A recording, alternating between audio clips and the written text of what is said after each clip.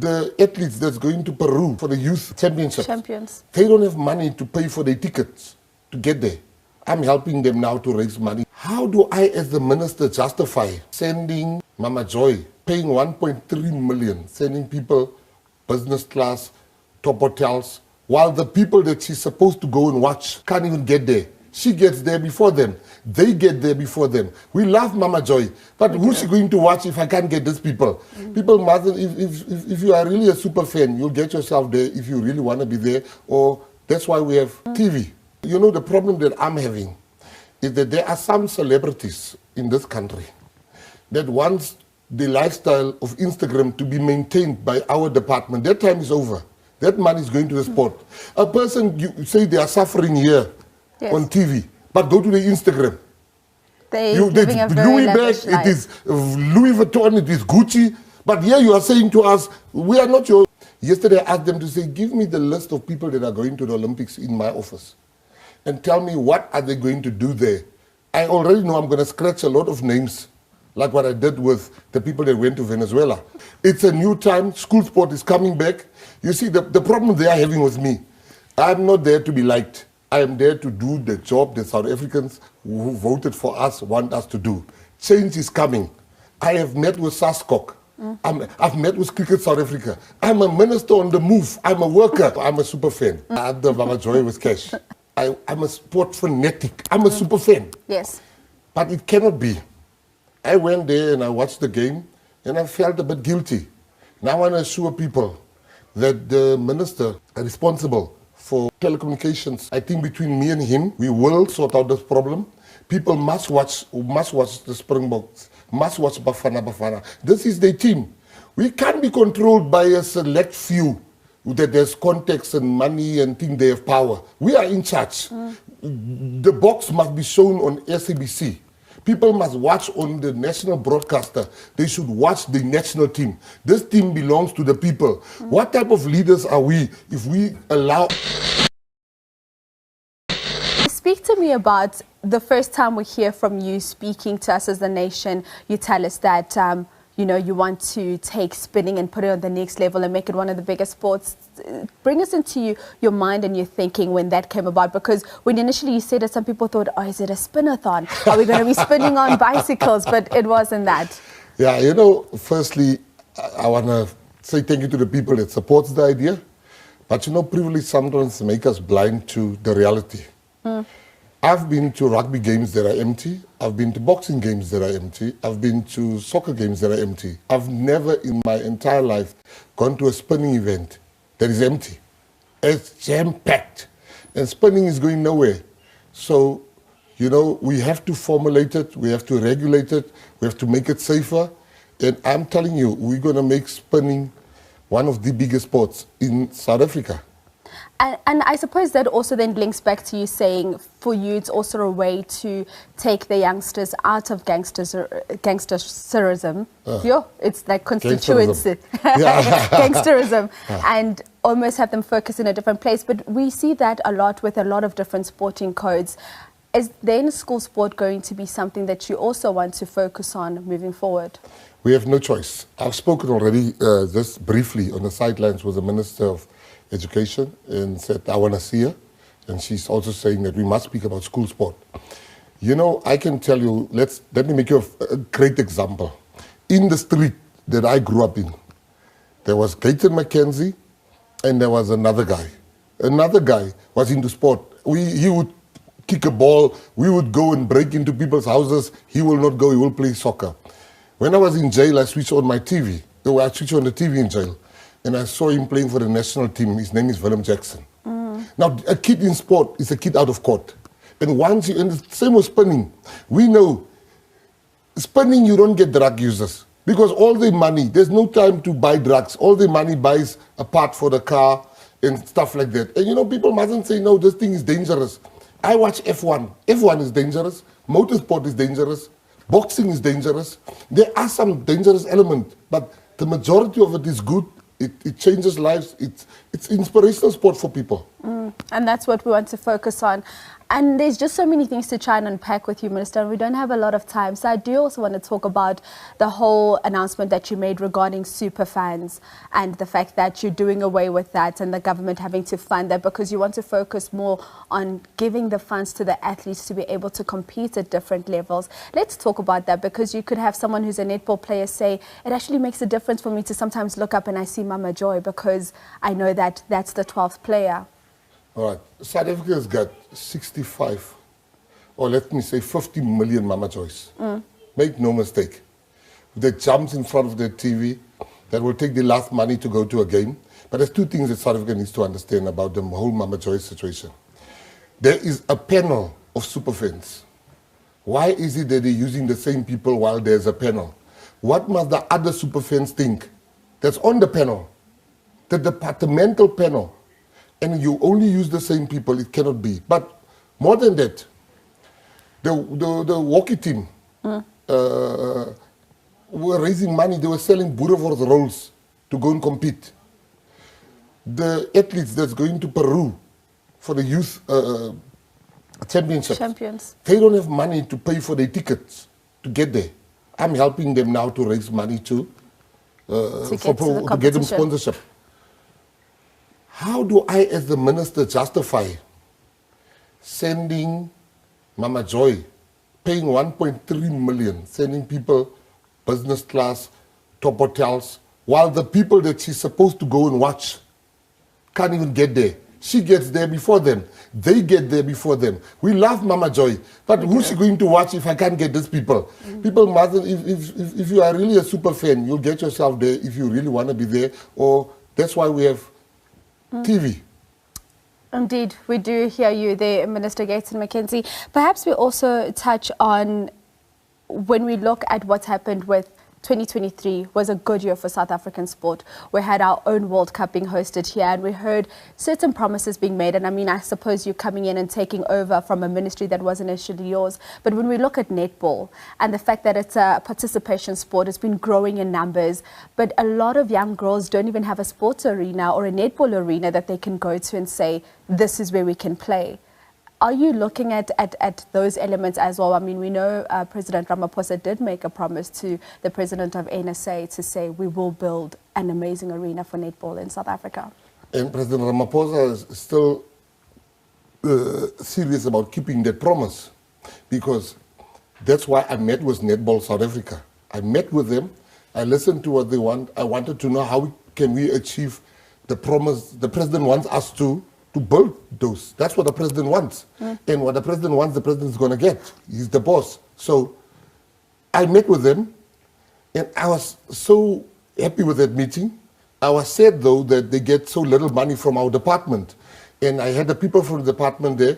I had Netball SA there. And I verbalized that we are going to change the amount that you are getting. You know, Netball, the Deputy Minister, Peace Mabe of Sport, said such a profound sentence. She said netball was the only sport that black women could compete in. And that really touched me, what Comrade Peace Mabe said. So I'm saying to you that we are going to change things. It's no more business as usual. Everybody in that department, the arts, we've got a brilliant, brilliant white paper when it comes to arts and culture and heritage. We need to implement it now. We need to, this thing where, you know, the problem that I'm having is that there are some celebrities in this country that wants the lifestyle of Instagram to be maintained by our department. That time is over. That money is going to the sport. A person, you say they are suffering here on TV, but go to the Instagram. They're living a very lavish life. It is Louis Vuitton, it is Gucci. But here you are saying to us, we are not your, we must enhance the arts. We must enhance sports. We must take sports people there. We are not here to come and make you to trend here with our money. And genuinely want to improve the lives of athletes so that we get to the point where we're not saying this person was everywhere, but when they pass away, they've got nothing to show for it from a financial point of view. 100%. I mean, you know, I came there and there was, like for instance, I'll make you an example. The sports people has really, the athletes are struggling. We can't have that. I saw a Paralympic athlete that his mother take care of him sometimes, but he says to me, no, he could on his own, but it's nice to have his mother. His mother is not going with him. But you have another person or other people going there to do what? Yesterday I asked them to say, give me the list of people that are going to the Olympics in my office and tell me what are they going to do there. I already know I'm going to scratch a lot of names, like what I did with the people that went to Venezuela. I took off myself. I was invited to speak on the Nelson Mandela subject. I took off 3 or 2 officials. I said, no, you don't need to be there. You've never written a book. Go and find me 2 people. They found me 2 people in a book. It's a new time. School sport is coming back. You see, the problem they are having with me, I'm not there to be liked. I am there to do the job that South Africans who voted for us want us to do. Change is coming.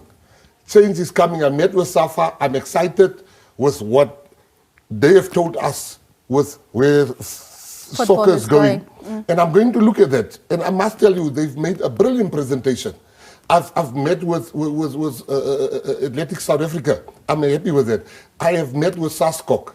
I've met with Cricket South Africa. I'm a minister on the move. I'm a worker. I've met all these people already. This is a vibe department, and it must show that. And next week I'm meeting with the people of the arts, and I'm going to my first ballet. And you donated your salary. Yes. Before we get to the ballet, and before we talk about all the vibes, because we do see you're a minister with the vibes, I do want to touch on something, because you were watching that Springboks game when they were up against Ireland, and I've never seen a minister look so excited watching a game there. But after that, you came up and you said it was a beautiful moment, but it was also heartbreaking in the sense that a lot of South Africans couldn't watch this game on the national broadcaster. Let's talk about that and what you want to see moving forward, because here you say, I enjoyed yesterday's game, but felt anger, disappointment and sadness that so many South Africans could not watch. We need them to share the Springbok joy. We can't say we are a poor country, pro-poor country, but don't have the box on SABC. This needs to change. It must change. It's going to change. Let me tell you, people mustn't think that I'm now watching the box for the first time. In 2007, I was in Paris. So I'm a super fan. I'm the self-funded super fan. I'm the Mama Joy with cash. So I'm a super fan. So I love sport. I'm a sport fanatic. I'm a super fan. Yes. But it cannot be. I went there and I watched the game and I felt a bit guilty.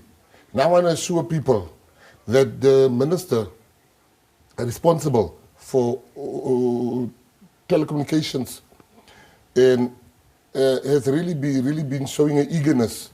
We've been talking, this will be our 3rd time speaking, how to sort out this problem. I think between me and him, we will sort out this problem. People must watch the Springboks, must watch Bafana. This is their team. We can't be controlled by a select few that there's context and money and think they have power. We are in charge. The box must be shown on SABC. People must watch on the national broadcaster. They should watch the national team. This team belongs to the people. What type of leaders are we if we allow our voters, our people, the South African citizens, not to watch the game, not to have the same joy that we are having? No. I'm going to fight this thing. The minister, Maseko, has said, you know what, I'm with you in this fight, and we're going to do it together because there's no ego. We just want a solution. I'm a sports guy. I'm learning about the arts. I'm meeting the arts people I've met artists last night. I've met people of the industry. I'm meeting people every day. I go to work at 7 o'clock. Not one day if I come home before 1 a.m. The staff will sit there. I'm sure they're coming with matchsticks to keep their eyes open, but... They're coming with matchsticks. And I love that, Minister, because it's not just with the rugby. We have those similar issues when it comes to the cricket. And you say it's a select few that are trying to control almost what the public can see. What timelines are you giving yourself to almost want to see change when it comes to this particular issue? Now, you see, I believe in 100 days. When in my companies, when I resigned from my companies and I sold some, I then said to the new guys, you guys have 100 days to prove to yourself. In 100 days, you must call me back here in 100 days. And I must be able to sit. You must get a bigger table because I'm going to put everything on the table that I've done. We will. And if I don't, then I must, the president must fire me. In 100 days, if I've not changed stuff, People want, how many years do you want to change stuff? Every day we are now putting stuff in place. School sport must come back. Black schools and colored and Indian schools don't have swimming pools. That's why our kids drown when they go on this. You've never heard a white kid drowning? Because white kids can swim. We need to start building swimming pools at the school. We need to get school sport back. We need to get not only school sport, but we need to get arts and culture back in the schools. We need to, you know, sports is the one thing that unifies us. I had dinner with the Springboks, I think, on Wednesday evening. Yeah, it was Wednesday evening. And you know what? When you look at the Springboks on TV, but when you're with them, you can see there's not that nonsense. This is one team, one country. They are unifying us. Sia Kolisi is the epitome of what we should all strive to be. And Rassie Erasmus loves this country.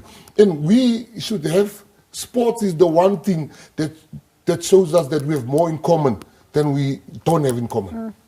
I love those words you use, Minister. And with you comes this change, and we see how many things we have in common, but you've also come with saying, I want transparency. Yes.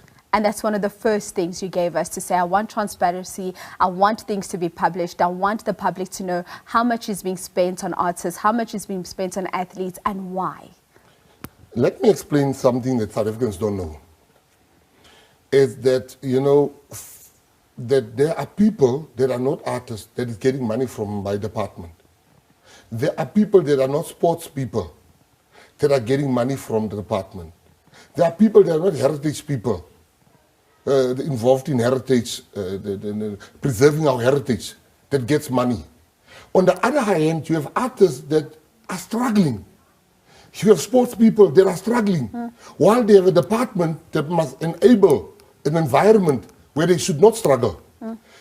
Now, under my ministry, and I'm unapologetic about it, we are still at list 3, I think. There's still list coming, because we must see where is it that our money gets spent. Some people say, no, you mustn't bring out our names. Then you must come with your own money. Once you take public money, the public should know who gets their money. Must be accountable for it. And now once you want to say, no, McKenzie is exposing things, who are you? When you are minister, you mustn't expose us. I'm the minister now. Let me do what I do as the minister. We are going to bring out everybody that received money. There are people, I'll make you an example with Netball. Netball South Africa was paid 2.5 million, which is nothing compared to individuals. They was paid 20 million. For what? One individual, for instance, I went to go and see, what you guys spent 20 million on this individual? Now we bought him a building. A building! No, we're renovating his building for 20 million. Can you really, and we are bringing the individual out next week also. How can you spend 20 million for renovations on an individual while you have a national team like Netball SA getting 2.5 million? That nonsense is stopping. We are going to bring out, and then when I'm done with that, I'm now going to see who made this possible in my department. And then I will deal with them ruthlessly. Minister? Now, we all know that anyone trying to really work with honesty in public office right now in South Africa would either be fired or will cause a lot of people to get fired. And Gayton Mckenzie has actually found himself in that really difficult position where it appears that he has stepped on many toes in this whole issue with the superfans. And right now,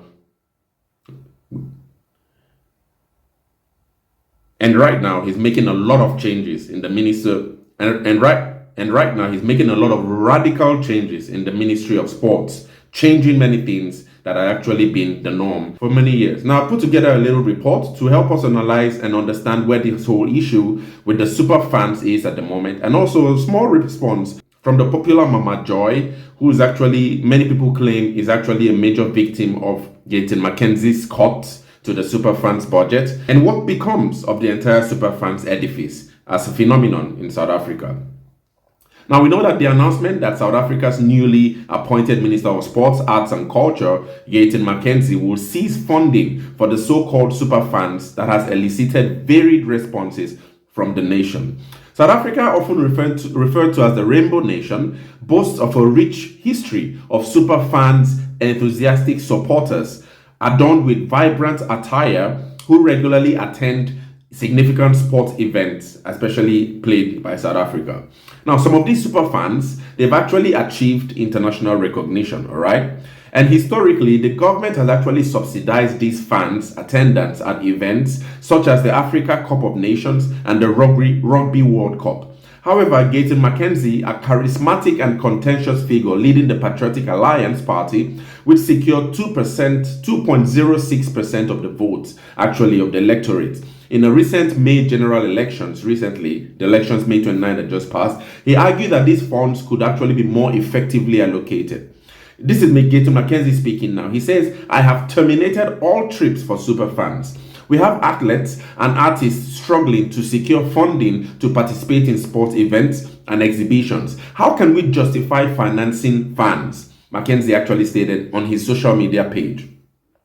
He further says, we will no longer fund these trips and we will redirect that money to where it is mostly needed. Furthermore, Mckenzie has actually committed to transparency regarding the expenditure of government funds on superfans, and also with the COVID-19. I'll be making another video on that where he actually wants the government to really open up the Pandora box on the funding for the COVID-19 pandemic and how it was, carried out in South Africa. But that story for another day. But anyway, it says, Gayton Mckenzie still speaking, he says, the era where a privileged few benefit is over. Now, but who are really these super fans? Because as a West African, I'm from West Africa, Nigeria, we know we have really interesting fans in Nigeria supporting our football games and all that. But what's this really interesting phenomenon of super fans, especially within the wake of South Africa? Many West Africans do not really understand this, and I'm sure many South Africans also do not really understand the phenomenon. So let's go deeply to really understand what it is. In South Africa, the term super fan, refers to dedicated supporters of a particular event, or particularly for special events held in other cities. And these highly passionate individuals, or what we would call super fans, they often act as symbolic representatives of a broader public support, all right? Now, the phenomenon of super fans dates back to the early democratic era of the 1990s, though their prominence has surged with the advent of social media. Two of the most renowned superfans are Mama Joy Chok and Botha Msila, all right? Mama Joy Chok, she actually boasts of 77,000 followers on Instagram. She began her journey as a supporter of the Orlando Pirates Football Club in the 1990s. Known for her fervor, charisma, and distinctive attire, Mama Joy frequently captures media attention. Her fame transcends South Africa's borders despite her country's absence from the 2022 FIFA World Cup in Qatar. She was elected and selected by FIFA to actually represent Africa and was honored as the best fan leader by FIFA, all right? Let's go also to Botha Msila. Botha Msila Botha Msila, he is a male. He was actually recognized for his support of the now defunct Bloemfontein Celtic Football Club, which garnered media attention in 2019 when he attempted to hitchhike from Cape Town to Cairo for the Africa Cup of Nations. His journey was interrupted at the Kenya-Ethiopia border due to visa complications, but he ultimately attended the tournament thanks to a South African broadcaster who funded his flight and the South African embassy in Nairobi who facilitated his visa. At the current Cup of Nations in Ivory Coast, Msila shared his insights with BBC Sport Africa on becoming a super fan. He emphasized the need for continuous energy and unwavering support for the team throughout the match and prioritizing patriotism. Additionally, he highlighted the importance of having a unique costume and consistently wearing team colors to stand out from other supporters. As two of South Africa's most prominent superfans, Chorke and Msila regularly secure partnerships, funding, and media attention, which is a privilege afforded to only a select few. Now, in February, government records published by the civil rights organization AfriForum, they revealed that South African taxpayers have contributed at least 1.3 million rand, which is $72,000 or 56,000 pounds, to finance the trip of these superfans to the 2023 Rugby World Cup in France. Following the government's announcement of its intention to discontinue such funding, Msila informed BBC Sport Africa of his plans to meet with Gayton Mckenzie, the new Minister of Sports, Arts and Culture, to discuss further steps, while Mama Joy, on the other hand, stated she would withhold her comments until Gayton Mckenzie addresses her directly. This is now, Mama Joy speaking. She says, I can't dwell on things written on social media. There are a lot of super fans, this is now she's speaking to the BBC Africa and that BBC Sport Africa. And until I talk to him, says Mama Joy, I won't say anything. But anyway, what's the best use of these funds? Amid South Africa's ongoing economic challenges and high youth unemployment rate, many have argued that public funds should be utilized in ways that benefit the entire population rather than a select few. The issue of Mama Joy and Botham Sila receiving public funds was initially raised in 2023 by the now suspended Democratic Alliance MP Renaldo House. He was criticized by he actually criticized the government, right, suggesting that these funds should be allocated to other fans, many of whom cannot afford the cost to travel abroad. Mama Joy has attended 3 events in the last 12 months on behalf of taxpayers, says Renaldo House on X. No room for other super fans, right? Although the same auntie, the Tani auntie, he says it sounds a little bit unfair, doesn't it? Now, the 41-year-old also asserted that funding the super funds was predominantly allocated to individuals affiliated with the nation's largest political party, the African National Congress, highlighting his belief that Mama Joy had publicly campaigned for the ANC, which recently lost its majority in the elections. Renaldo Gauss, who was formerly a ward councillor from Gebera, which was formerly Port Elizabeth, he was actually sworn in as an MP. We know that in this last crisis, which he actually went through with the racist slur. But he says that after the election, he was subsequently suspended due to the controversial video from 2010 that resurfaced online, in which he used racist language against black South Africans. But anyway, while super fans have actually faced criticism, their proponents argue that they serve as cultural ambassadors and have the potential to unite and inspire the nation. Young activist Edgar Leguale, who actually leverages football as a tool for empowerment through the Edgar Leguale Foundation, he actually criticizes Gayton Mckenzie's decision as emotional and short-sighted. He actually also described Mama Joy and Botham Sila as invaluable, not just for the players, but for South Africans at home as well.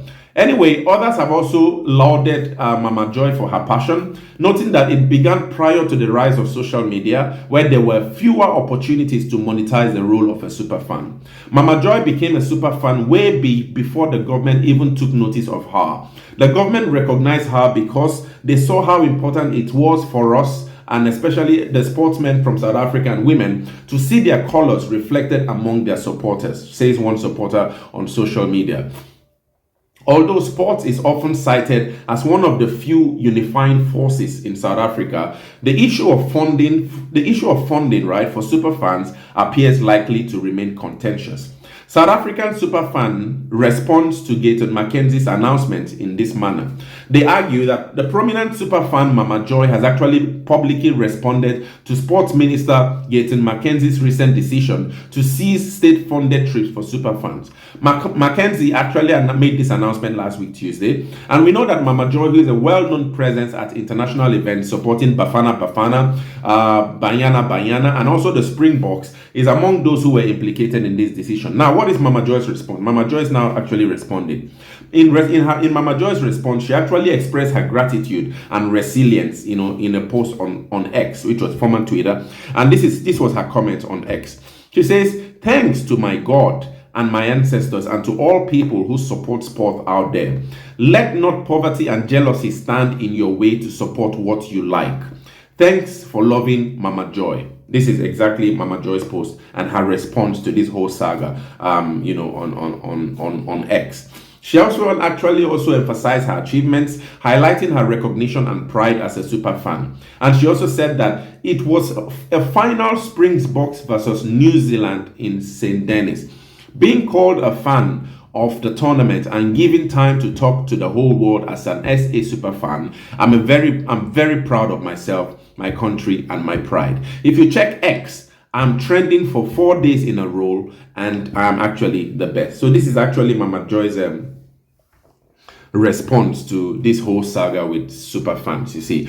And for me personally, from my own point of view, I know that the fans supporting base, supporters base actually is really important, especially in terms of driving this whole thing with patriotism, especially for such a very racially sensitive and culturally sensitive society like South Africa. There has to be these elements that actually help to push this whole move for patriotism in ways that are not verbal in parliament, as we see the debates in parliament or other forms of political life, but through sports. You see, there could be vehicles that actually drive patriotism in ways that no other politician can actually be able to muster. And so this whole issue of Superfans is actually there to actually stand out. But in terms of when corruption now slowly tries to seep into the whole tirade of superfanism and all that, there has to be a way to appropriate checks and balances to make sure that fairness at the level of the society is actually upholded, you see, and upheld, in these regards. And so if there's a lot of taxpayers that are really unknown going to support just a few people to support the games, whereby much of those finances could actually be redirected responsibly to other sectors of society where they are needed the most, I actually think that that's a wise move by any budget allocation ministry to actually shift those, you see. But I do not underscore the importance of a super fan base, which is really important to really help move this whole phenomenon of patriotism for nations in South Africa, especially through the regime of sports and arts and culture. But anyway, what do you guys think about this? It's been a lot of information. Share your thoughts in the comments.